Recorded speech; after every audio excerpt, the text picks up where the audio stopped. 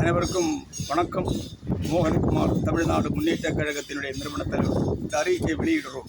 ஏன்னு கேட்டால், ஏதுத்த ஒரு தரத்தில் பார்த்தாலும் மீனவர்களை வாழ விடாமல் அச்சுறுத்தி கொண்டிருக்கும் பிரச்சனைகளை சந்திக்க வேண்டிய ஒரு நேரத்தில் மீனவர் போய் கொண்டிருக்கிறது. ஒரு தரத்திலும் வாழ விடவில்லை. அங்கே இலங்கை இராணுவம் அட்டூழி, அது வேறை. இங்கே அதிகாரிகள் பிரச்சனை, அது வேறை. ஒரு தரத்திலும் ஒரு தொழிலும் செய்யப்படவில்லை என்று சொன்னால் என்ன? இதுக்கு போன் வழி என்ன? இதுக்கு என்ன மாற்றுப்பாதை, என்ன மாற்று வழிகள் இருக்கிறது? மீனவர்கள் என்ன செய்கிறது, தவறு என்ன செய்திருக்கின்றார்கள் என்று குறித்து கேட்டால் தெரியாது, அதிகாரிகளுக்கு தெரியாது. ஒரு பக்கம் இழுவ லாஞ்சு அவன் இலங்கை இராணுவம் அட்டூழியம் செய்து எல்லை தாண்டி வந்து என்று சொல்லி கைது செய்து கொண்டு போகின்றார்கள். எத்தனையோ குடும்பங்களை அனாதையாக்கினார்கள், எத்தனையோ மக்களை சாவடித்தார்கள். எங்கள் மீனவ சகோதரர்களை எத்தனையோ பேரை சாவடித்தார்கள்.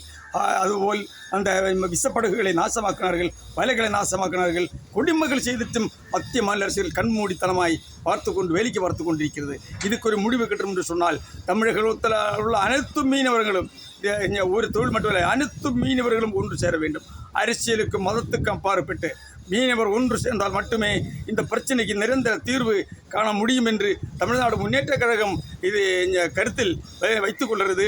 ஆகையால் நாகை மீனவர்களையும் படகுகளையும் வலைகளையும் உடனடியாக விடுதலை செய்ய மத்திய மாநில அரசுகள் நடவடிக்கை எடுக்க வேண்டும். அதுபோல் ராமேஸ்வரம் தொடங்கி ராமேஸ்வரம், தங்கச்சிமடம், பாம்பன், மண்டபம், சோழியக்குடி, கோட்டைப்பட்டினம், ஜெகதாப்பட்டினம், மல்லிப்பட்டினம், கோடியக்கரை, நாகை போன்றதான கடற்கரையில் இருந்து தொழில் செய்ய போகும் மீனவர்களுக்கு நீங்கள் பாதுகாப்பு அளிக்க வேண்டும்.